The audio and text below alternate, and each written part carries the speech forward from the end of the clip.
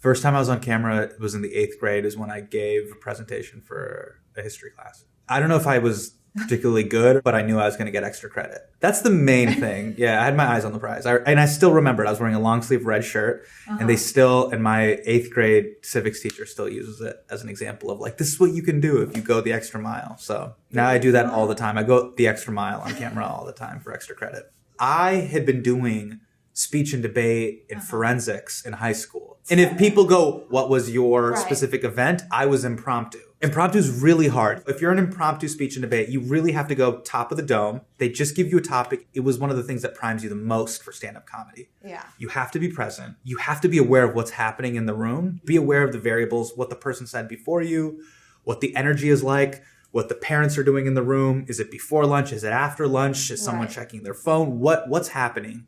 Address that and also address the larger argument. I didn't know that these were the seeds for what you need to do as a comedian.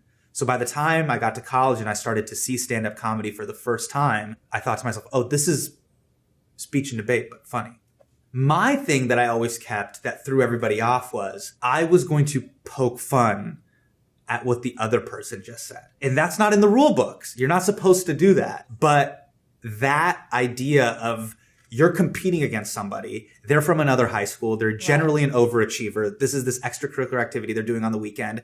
And for you to poke holes in their argument by kind of just making fun of them, whether it was their argument, the intonation of their voice, maybe them flubbing the last line, that off the bat got me 10 to 15 points higher. Just from the parents. They were like, look, I've been here 9 hours. The fact that you addressed that stupid poem that kid said at the end of his argument, thank you for doing that.